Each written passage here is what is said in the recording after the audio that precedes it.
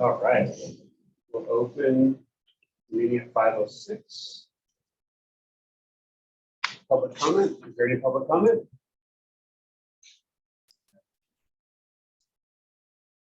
Hearing none, we'll close public comment. The first item of new business is to consider a resolution for membership and grant eligibility of the Maine Community Resilience Partnership.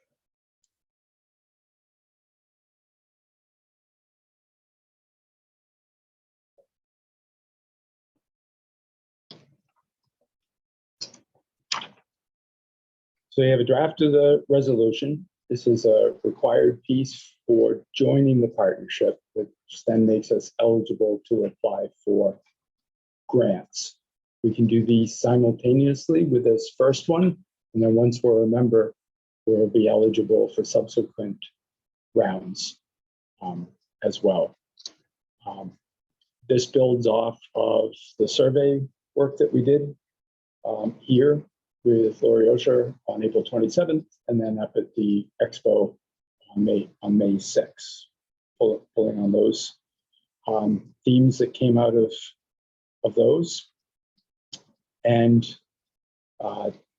the application itself that we'll be submitting today is for buyout of our solar array, the 997 solar array that we have that provides 100% of the town's municipal energy needs. So initiating this buyout will mean the town will outright own the system. They'll still provide 100% of the municipal energy needs, and then frees up what those payments would be for whatever other priorities we might have. And I drafted this as Monson's first initiative, and Tyler pointed out it's one of several initiatives, including the LED streetlights, the charging systems, but it's also, I think, one of the first ones that says to the state, this is an initiative to go after goals that they have. And we started this before the state set out its list of priorities. So this is a way, I think, to say to them that they get buy-in in this and supporting this, and allowing us to move forward with other initiatives that we might have, including watershed management, risk aversion work. I'm probably the most familiar with the project, so very more general questions. Yeah, I'm not. I like the idea, certainly from a financial standpoint. I guess my big questions are about the process, and at the annual meeting, there were questions about how grants are run, their minutes, and I have not seen anything in the minutes this year regarding the community resilience program. So my first question is town buy-in. We had a workshop. We have the documentation of the qualifying workshop that I can't find the page, but it has all of this participants and things like that. And was there a notice to the so that's my big question: is was the process followed? Do we have an accurate input? And so that's my first question. I feel like this was kind of late to have this meeting, and myself learning about the community resilience program today. I feel part of that's on me from 2 weeks to kind of get up to speed. And I like a lot of the stuff inside the program itself. I feel like there's a little bit of a disconnect between what resiliency and some of what in the workshop pages here and what the actual website says as far as climate activities. So again, that kind of goes back to is the town really aware of the program? There's a lot of community support for it from surrounding towns. I'm not opposed to that. I just feel like I'm not sure the town thought into it. And I just wanna make sure the process is followed. So that's my biggest concern. I like the idea of paying off that debt. It's already a completed project. We owe money on it, $61,000. I cleaned with $49,000. So as far as timing, there's another round in next fall of 2023. That's the expectation. Yep. Mhm. Can we punt so we can get some more town involvement? Just don't feel like we've got the proper documentation. I see the self-assessments there, but the qualifying workshop. Was there like notice saying that we're going to do that workshop? What capacity on the town website? Those things. If I can be convinced that, I think it would have the support. I think if it wasn't so rushed, you would probably have it. And as long as I have a little bit of comfort that the town was notified properly, I could probably support it. But as of right now, it's just the process was a little bit late, and I don't know if that was. I mean, these dates are up and out there. We work out, I guess, from April and then May 6th, and now here we are. We've had plenty of time. Yeah, you can speak to that. Yeah, this has actually been a process that goes back to the fall, JD, in terms of trying to set up support and engagement with our consultant. It's Eastern Maine Development Corporation, provides economic development support to Penobscot-Piscataquis. They have the contract for the state for servicing us, and with this program and other things as well. And so they had the contract for this, and the consultant for that is Lori Osher. And we've been trying since last fall to set up a process and engagement. It took quite a while. She's very busy and involved in different areas. She's also a legislator. So this spring has made it very difficult to get her time and focus on that. So yes, it's been a long process that I picked up on trying to schedule that. Elena had started on that. And yes, would absolutely like to have had this in sooner. And it was very challenging getting it moving ahead. When we met April 27th and scoped this out with Lori, broached the idea of this deadline being one that we submitted a single town proposal that we could do ourselves, really focused here without needing to do the coordination work with other towns, build up that support and do that. The next round would be an opportunity for that expanded involvement. And what the storm event last Thursday really showed, where I was trying to communicate with a romantic selectman from landlines, not being able to do it by cell phone. They drove up around to scout out whether we had access around. It really displayed our emergency management response in a hazardous event, and the coordinated watershed pieces for Willimantic, Elliotsville Plantation, who we provide service to, and us. And immediately came to mind for me, for others, that might be a really prime opportunity for a 3-town coordination. And if you do it with multi, you're eligible for 125,000. So our thinking, and yes, it was pretty rushed, was to try to do, and you can be eligible for both, but if we miss this one, you miss this. So it was to try to do this one with a 50,000 for known expense we have that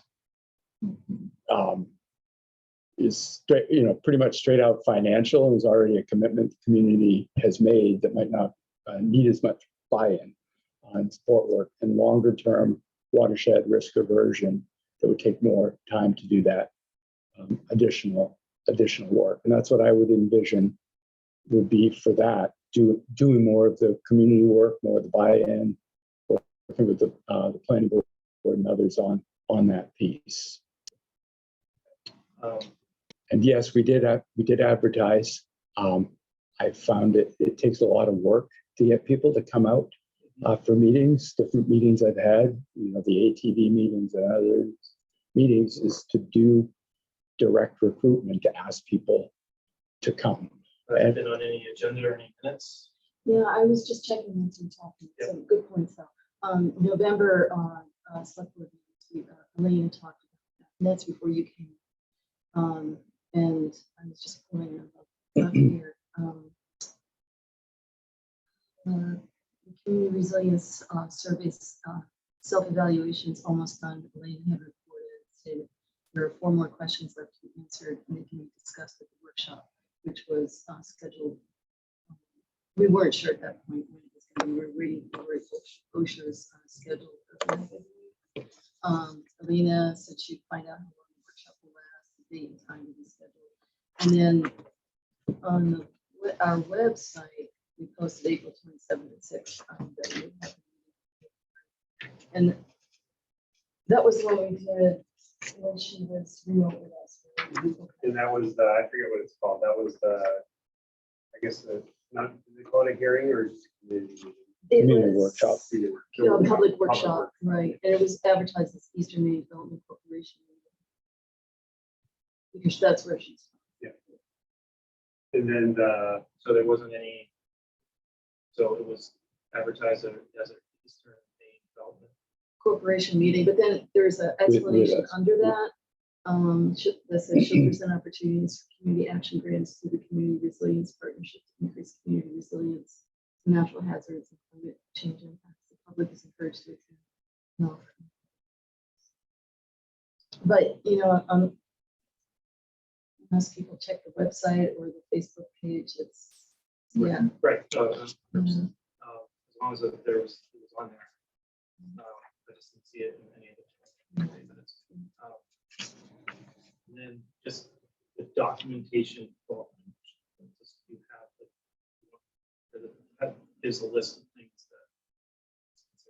Yes. Yeah. There. Yeah. And then the other piece of your question was about the community input. So during the nosing around event, Yes. no, May 6th. yeah, exactly. So we set up a table there with the different categories and the different qualifying initiatives or whatever. Action, I guess. Action. Yeah. And people put stickers on things that they wanted. I don't know exactly how many stickers we got, but there were about 100 people at that event. I think 60. There was 72 people attended and generated 45 surveys from that, I think, with more Oh yeah, I conversations. forgot we did the surveys and stickers. Yeah.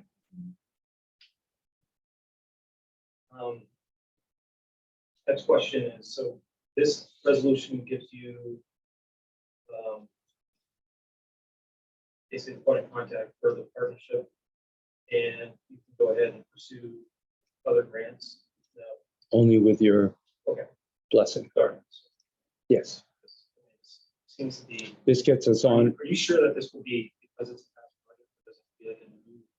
Well, the grant itself is for expenses incurred during the period of the grant.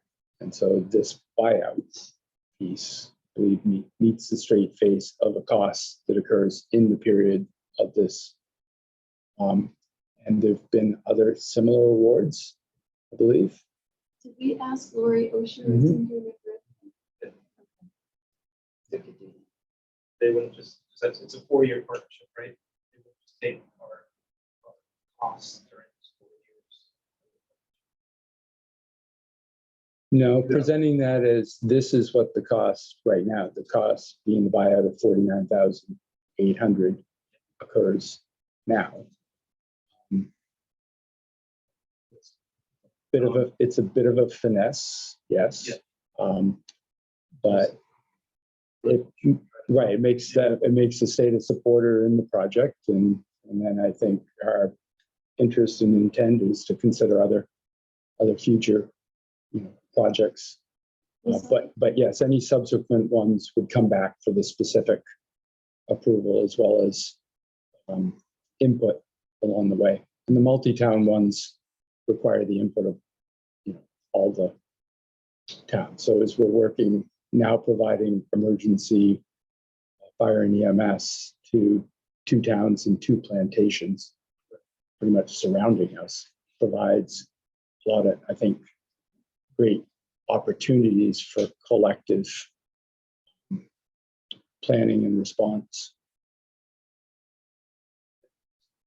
So I remember correctly during that workshop with Lori that she kind of encouraged us to do the first grant so that we would have a better chance of getting the second grant. I think so. Did she also say that if we don't do the first one, we can only do the one more, right? If we do this one, we can also do the second one, but if we don't do this one, we can't do 2 later. Right. So if this is go through today, or we got denied, we can still be on 50 next round. 50 or 125 with at least one other community. And you spoke with Willamette and Elliottsville about possible partnerships. Yeah, I had an initial conversation with one of the select board members in Willimantic, and I was broaching this idea, and we were talking about the fire and rescue contract. Said we were looking at this, and the response was, I'm always interested in hearing what about might be revenue sources.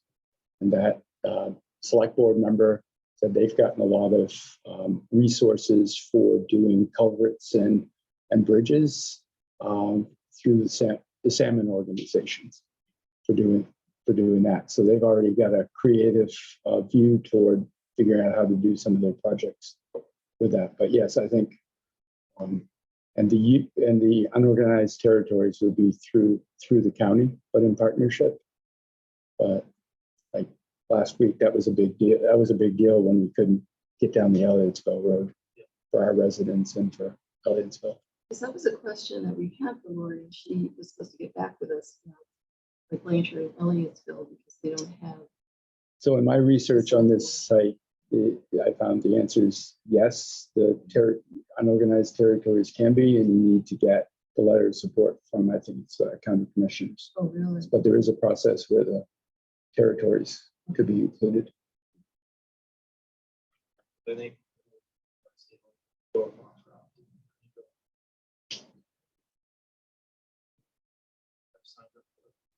They were part of the earlier round, right? Yeah. Mhm. So what round is this? This is round 2 or 2. 3? I think it's round 2. I think, oh yeah, because they did 1 round, and then there was going to be a second round, but they gave all the money out in the first round. Everybody that applied last fall was awarded money. This is based on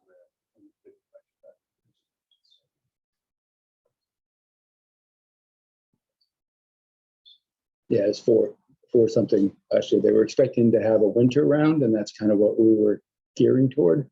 But all the money was given away from everybody that applied in the fall. So there was a wait until the spring. So is the expectation, is it 2 rounds per year, or is it? Yeah, depends on the state funding. Yeah, right. Depends on how much they award. They've also been changing along the way, right? So they were planning, they had a budget, they were planning to do 2 rounds, they ended up just doing 1 round, so we'll see how it goes. But I think the most important thing here is that we can either decide to do it or not do it for today, but if we don't do it today, then this money's off the table. We either have to do in the next round would be either an individual town project or a multi-town project. But you couldn't do both anyway. No, but we could do 1 now and 1 later.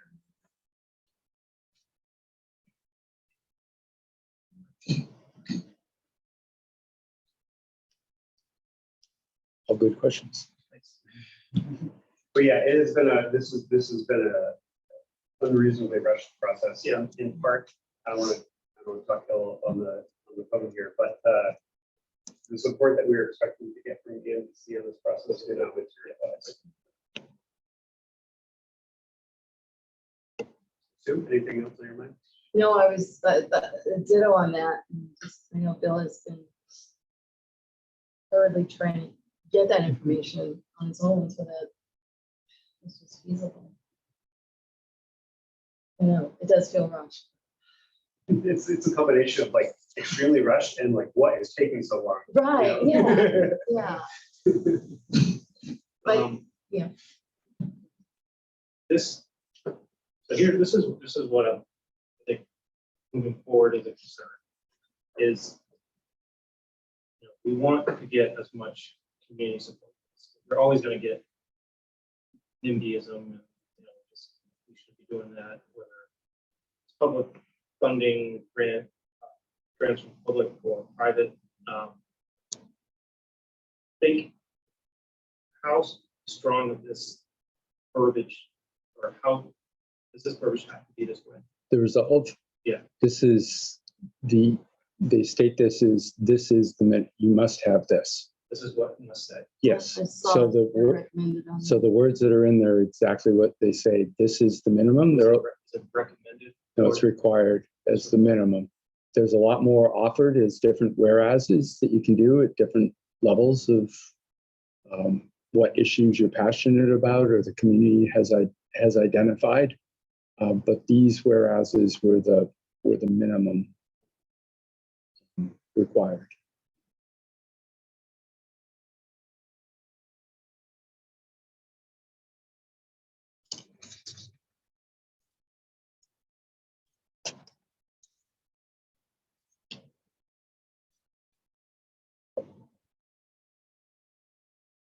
Yeah, I'm just looking at their sample language to say it's required.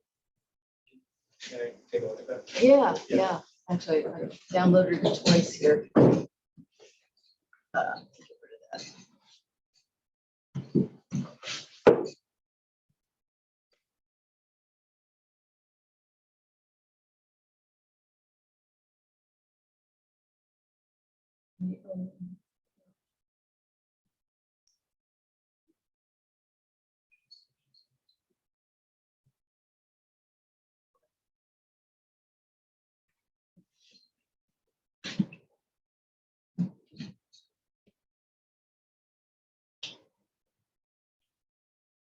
Have a Jonathan in the waiting room. You want to take a look I'm first? going to admit.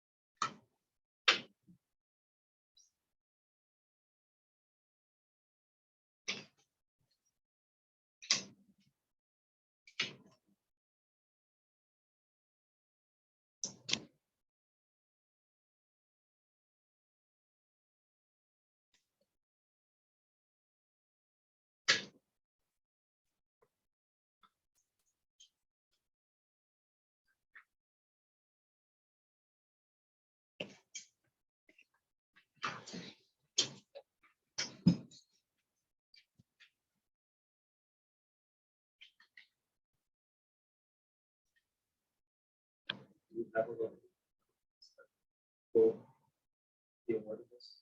Is there a success rate? Well, we seem to think we would be top of the list. She is very supportive and encouraging us because our county.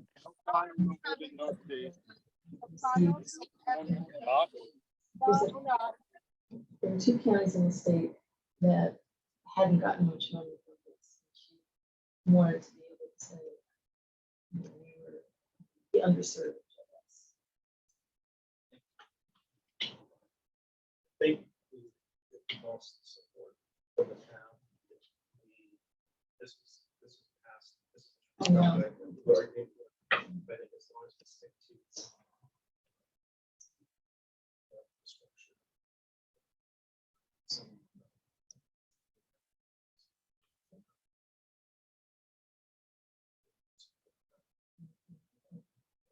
support for this, where it's a known project. Well, it's a known project or the next project would be, I think you'll get a lot of support if it's stuck to the watershed type of projects and anything to reduce costs. Get away from. And there were also a lot of responses about food and about local food production. Yeah, and which I found very interesting, coming from a lot of different people in different directions around food security, people who produce food here. Yeah. So that was one that popped up on a lot of surveys. But I think, you're right, Jimmy, in terms of getting a step ahead and planning for the next round so that we get that community engagement and, support on whichever of these items that, we have most support for. Hate to go with something that people are like, yeah, where are we doing that? Yeah. What you want is you want to continue doing it. I think if you this definitely get a lot of residents that don't think there's a lot of transparency or buy-in, even though they're going to do what they believe in. Or don't have these credits. That's the buy-in. I think that's possibly a reason why I got elected was there is a thought out there that there's a lack of transparency and a lack of process. And that's what I think. It's definitely anything on anything. No, I think we've got everything set here. I agree. I think Jonathan's gone away. I'm not sure We- who Jonathan. worked pretty hard. There's been a lot of things thrown at us in the last 2 years. Just with interim town managers and just trying to get Yep. the fiscal situation taken care of. And now I think we're almost above water trying to get a more forward outlook. Having a breath to plan rather than be reactive.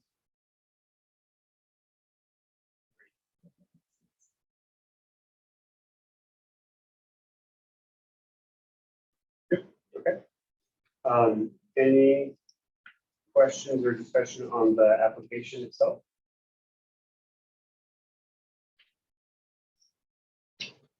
I know I talked to Bill after the first version was sent out, and materially it's the same. It was that savings amount.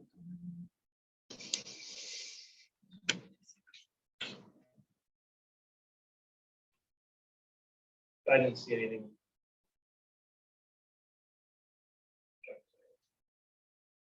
Bill, I'm just wondering actually if we might have we might not, it's the same proposal, but if we, I'm just looking at the bottom of page 4 about saying here it says implement Monson's transition to clean energy policies and planning by buying out the remaining financing on the project. Maybe we just call it buying the project. Yes. Striking out By remaining buying, financing. by buying the municipal solar panel. Yeah. Is that right? Yeah, By buying the municipal solar. So scratch out the remaining financing on. correct. So, forgive me. So the project is, there's a company that installs solar panels, Mhm.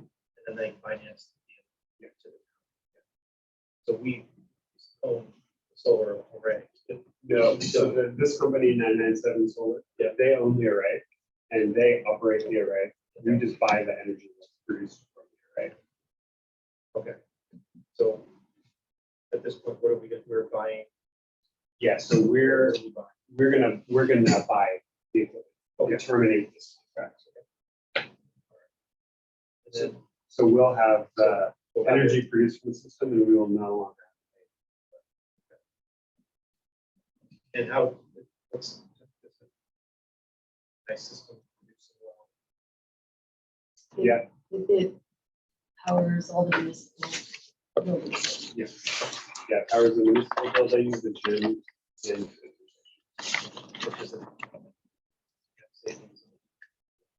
So on, if you look at the. On page 2, I guess, or exhibit 1. So we basically signed up at the beginning, we received a 10% discount on what CMP's rate was at the time.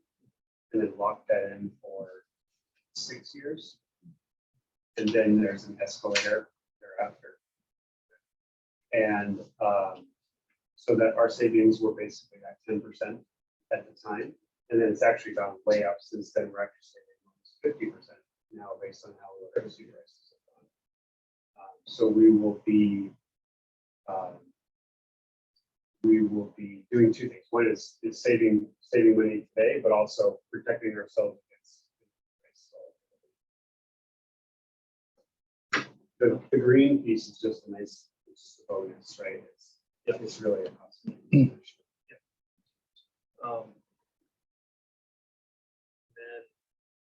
the life expectancy is 25-year system. Or Yep, 25. So there's basically 2 pieces of equipment: the panels and the inverter, and both have 25 years.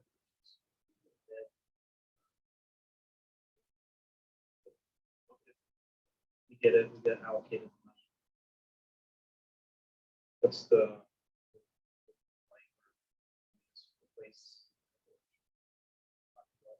yeah, or is that Replace the equipment. yeah? So basically solar panels like degrade each year. Yeah, about 0.5% per year. And so at the end of 25 years, we're still working at like 8%. So they really just kind of go indefinitely. What would change what we want to do? We have like limited space on that, right? So if we wanted to boost the performance of the system, we could. And what we would do is we would just look and see like, okay, so let's say 5 years from now, solar panels are half the price they are and they produce 20% more electricity. We could just run the numbers and see like, hey, this makes sense. The main pieces that we our interconnection agreement with Central Power is an indefinite agreement. So we have the right to a 27 kilowatt solar array or whatever the bunch is on the interconnecting side forever. And so we can do whatever we want with that system as far as making it produce more. The one thing we'll have to do, I don't know that 997 solar has done much in terms of maintenance. We will need to, but we haven't really done a lot of maintenance. One thing we should probably do is just in the future budgets have a line item for maintenance in case we call somebody to do something. And then there is real-time monitoring, but it's a bit lacking because of the lack of cell phone service. So if in the future we have better cell phone service in town, great. Otherwise, we can look at some sort of workaround on that side of things. That doesn't change the performance of the system. It just changes how we can get on our phone versus needing to go down there and see. So are we in year 4? We're in year 4, yeah. And historically,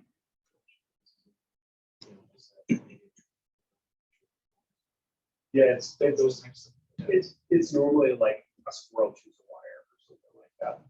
The system, so this has been 4 years.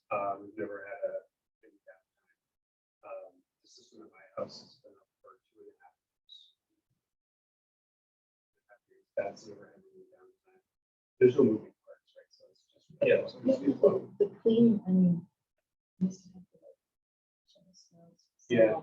You don't have to worry about And I think it's been one time in the last 3.5 or so years that I've looked at the panels at the sand shed and said, oh, they should be washed off. It was like a dry summer, and pollen. and probably when the paving crew was down there and they were kicking up a lot of dust, and then it rained the next day. So that's really hard. It's not like in Texas or California. Yeah. And there's no prepayment. No, so that's what we're looking. It's just discrimination.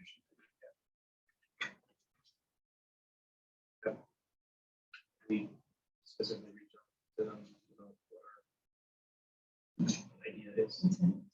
Not this initiative specifically. I know the guy who owns this from my day job. Yeah. And he's always said, hey, you guys are. We did talk about this, may have been 2 years ago. Like a same kind of conversation, but not this opportunity. Yeah, and there have been some ad hoc conversations along the way of like, hey, as part of the budgeting process, should we start building a reserve account to buy this out because its savings are pretty significant. Yeah. But we didn't get there.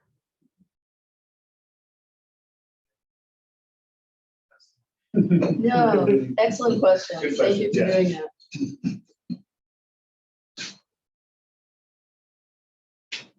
In the future, I'll probably try to do a little, do a little Yeah. research, so I don't- In the future, But there's a make lot sure of, you give, right, that you have the materials more in advance yeah, and also be part of the process, Yeah. process if we're developing a thought or idea.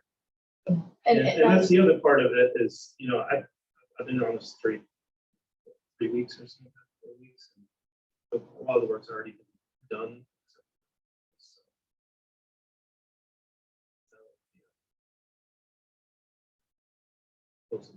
No, not at all. because there's a lot of history. Yeah. And, coming new on, with the stuff that's been discussed in the past and meetings that, yeah, and so Yep. ask away. Okay.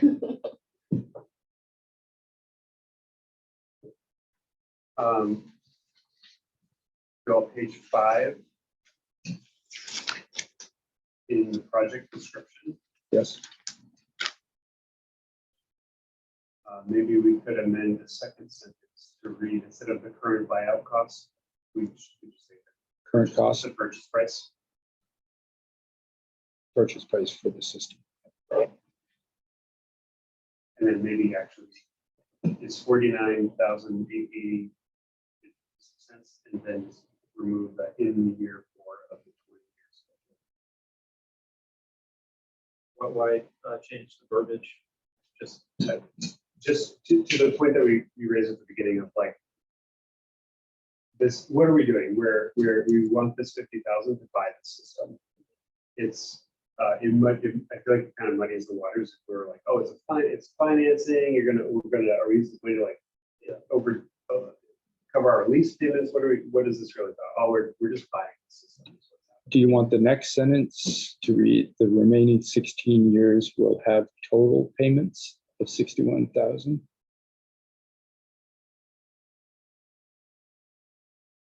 The support of your program will result Yeah. in savings to the town. So maybe we say the purchase price for the system is 49,886.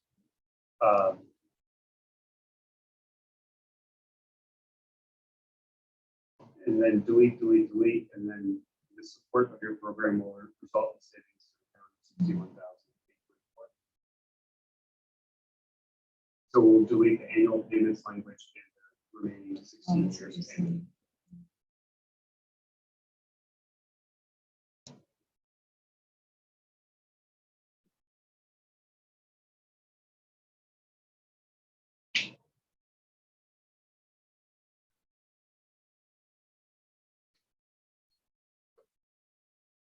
Okay.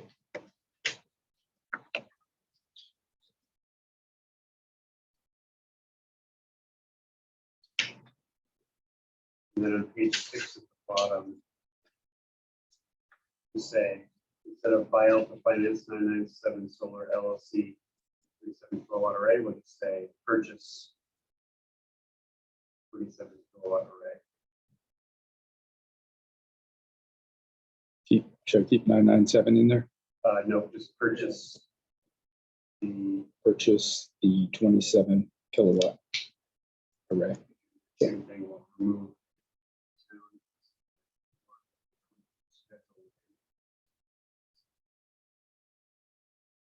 And scratch the remaining 16 years as well.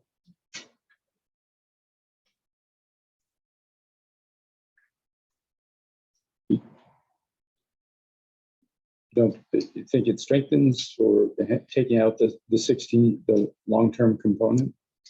Or do you think it? Let's scrap. I was just devil's advocating. Yeah, well, I guess I'm looking at the language here. Mhm. They want to know. Yeah, the support of your program will result in savings to the town of 61,000.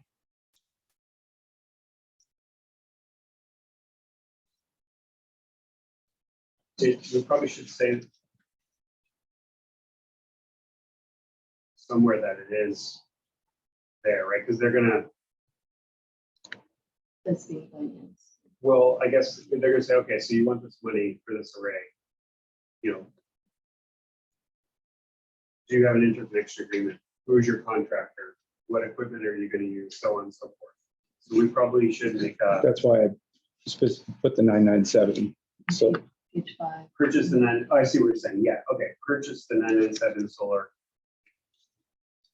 LLC 27 yeah, kilowatt and array. we have it on page 5 as well. We kept it in there under the project description.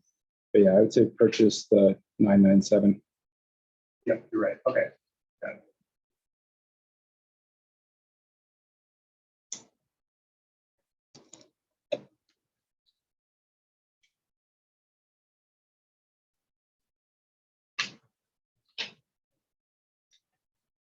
Okay. That's it for me.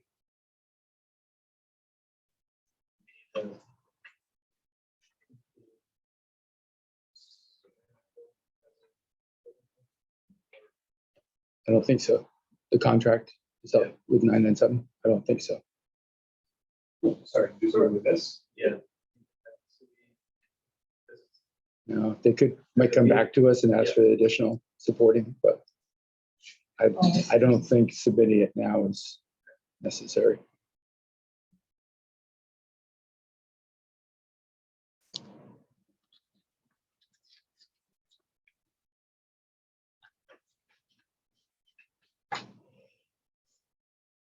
Any additional thoughts? So this gets submitted in partnership with Eastern Maine Development Association. Does Maury sign off on this or?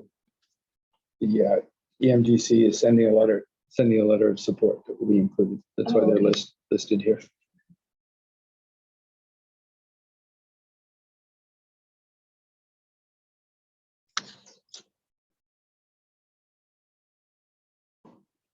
Got it?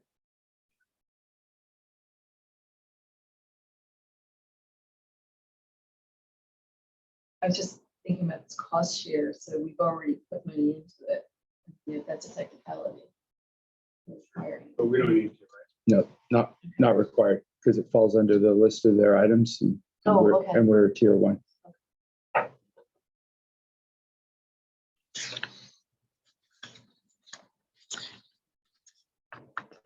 Okay. In that case, I'll move that we approve the Town of Monson Maine Community Resilience Partnership Resolution and authorize the town manager to submit on our behalf, including the application. Second, all in favor? 3-0. I'll sign this one.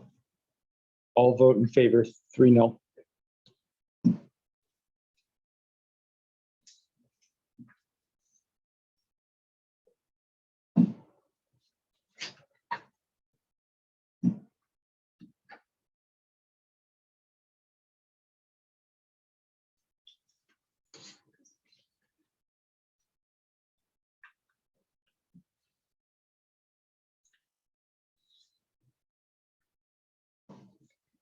when I wrote the grant for Maine Community Foundation for the second co-working grant, I submitted at 11. So we got 6 hours late. You got work to do, so Yeah, next topic. one of us has to do the work. The next item of new business is to consider a one-time exception to the competitive sealed bidding requirement threshold of $2,500, increased to $10,000 to allow for expedited repairs to the Ellingsville Road. The town will still apply a good faith review of available sources. So right now, just the only question, right now it's temporary fix. This will be No, this will be continued excavation, gravel, and 2 culvert replacement work. It won't be the paving. It'll be some of the ditching. And yeah, so it won't complete. The paving will be a separate piece, but this will complete the piece that gets the holes filled, 2 culverts replaced that are malfunction, and get us in position for doing the paving. We had 1 day of work at the original cross, where the big trench was across, and then the two lower stream crossings that had significant washout. That was a full day of work got that repaired.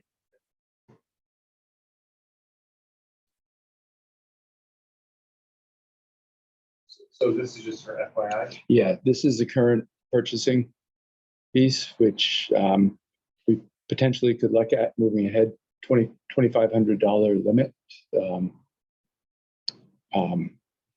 is fairly low in terms of flexibility around things that need to be done. That might be something to look at of that. But I will say that my approach and Marty's approach on this with any purchasing that we do is to try to do competitive pricing and availability at whatever level we're looking at. But yeah, this is not asking for permanent changes, or I'm not sure permanent or whatever, but changes to the current policy, but a one-time exception To address an emergency for which we could continue repairs on Monday for this. So that was kind of my question as I was listening to you. I know it says maybe awarded without competition after conducting a good faith review of various sources. I'm just thinking, is it prudent to put in there in emergency situations or? No, I think this is good as it is, because in some cases there may not be more than one person that's going to bid, or the availability. And I've actually used this a couple of times already, using the good faith and scoping out, making those decisions. This works well, I think. It's just the lower amount. Can make it the $2,500 can make it a little more challenging, but I wouldn't add emergency to the procurement piece. Kind of on Friday we had no choice. We had Thursday night and Friday we had to get that repaired. That was had to do that, but now we're in the phase of having some options, and that's when, after we got making sure there was passage everywhere, coming to you to do the additional pieces. And we are getting some of the fill from somebody else's yard on Steve's hauled it. That's where the Pleasant Street repairs are taking place. So we're actually spreading the work around however we can to get the best price and the best source on the gravel and the contract. so that gravel came from. No, a lot of the gravel that is on Pleasant Street, Steve hauled yesterday from Rick Kelly's pit. So we're purchasing the gravel from Rick Kelly, and then it will be graded over there. Steve's doing most of that work. So very much an effort to use as many of our local sources as possible.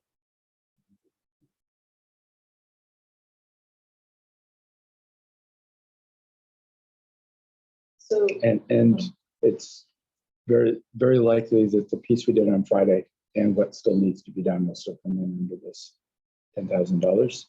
And then at Thursday's select board meeting, figure out the payment for that. We currently, the road improvement reserve account, the road improvement had 160,000. We just added 5,000, so it has 165,000 in it. And it didn't want to put it forward tonight until we thought this through, but very likely to propose authorizing that the funds be transferred from the reserve account to pay for this.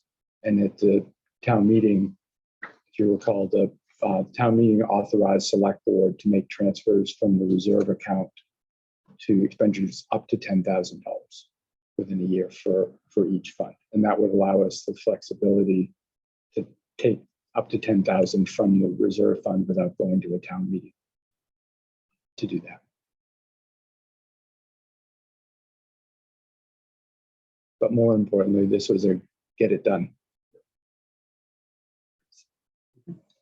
and so it's 10,000 max total. So if we have several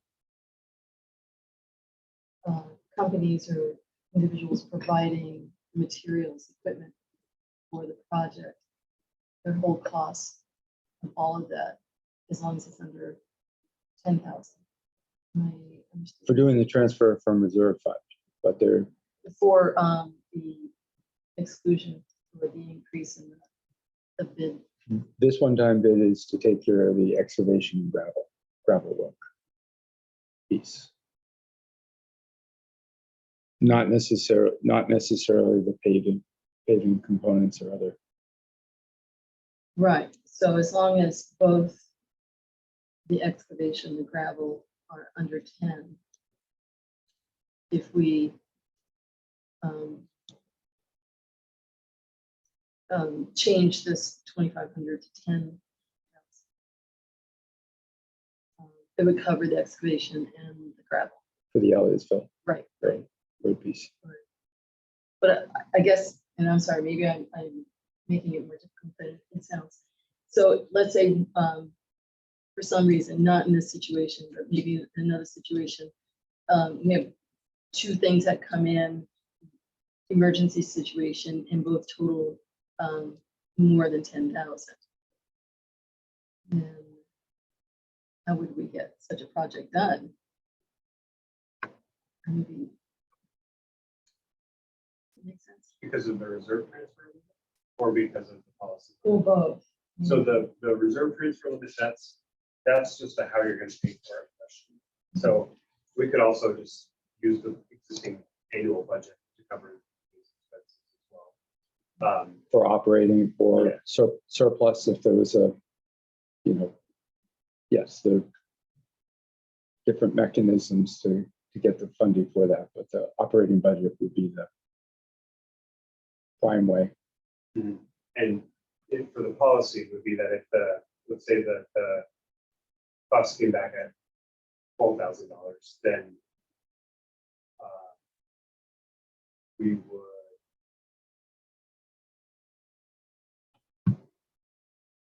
I guess is it that then we're relying on you to have a sense of where the project's going to be before we actually do it?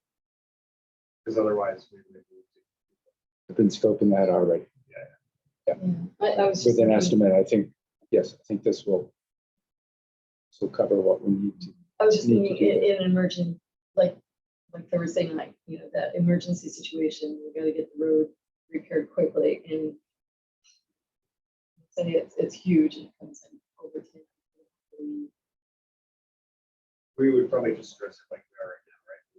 Deal with it on a case by We case. did, and on Wednesday, I called emergency management to see who else had received damage, and we were the only one fortunate enough to get hammered that way. So that storm, very unlikely, unless we're the one that hits $74,000, not to qualify. The county's not going to qualify, and the state didn't. You need 2.4 or 2.5 million in the state, and the county has to be 74,000. So for this storm, we won't qualify for emergency reimbursement. that I did right from the start, to document with photos and just in cases any way possible. Yeah, sorry, what did you say the limit was? Well, the minimum required is 74,000 and change for the county.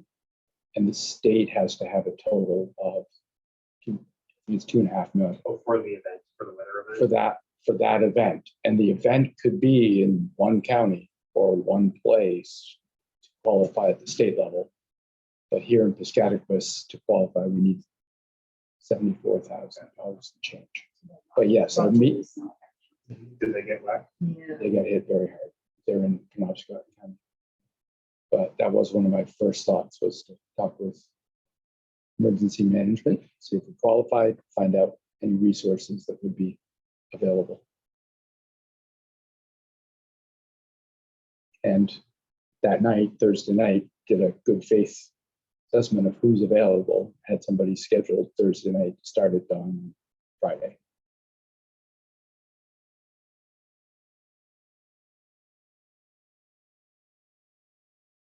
So, but anyhow, what we're talking about today is really just a one-time approval of these specific expenses. Yes.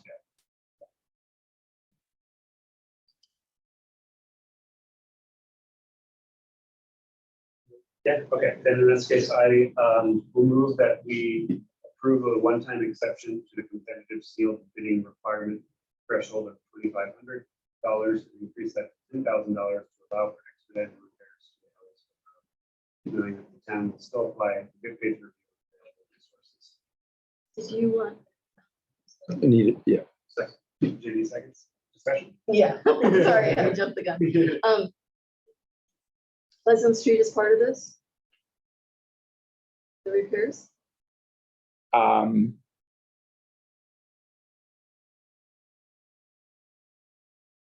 Yes. I think it- Add that in? Well,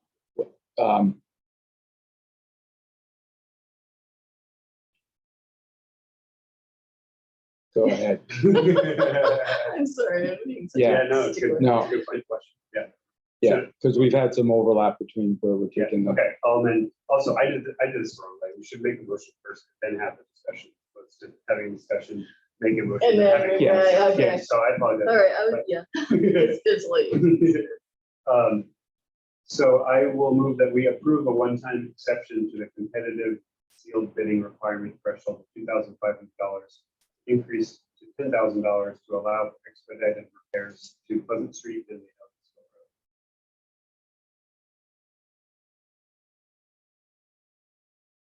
Second. JD seconds. Any additional discussion? Seeing none, all in favor? 3-0.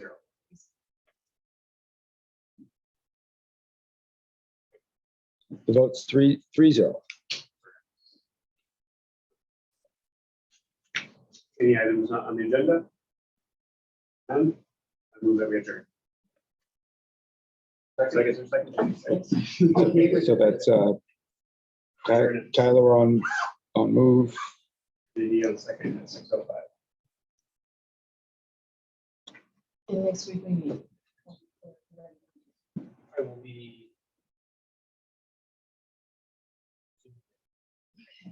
Would you have a fixed schedule or? Not fixed, it changes. Good night.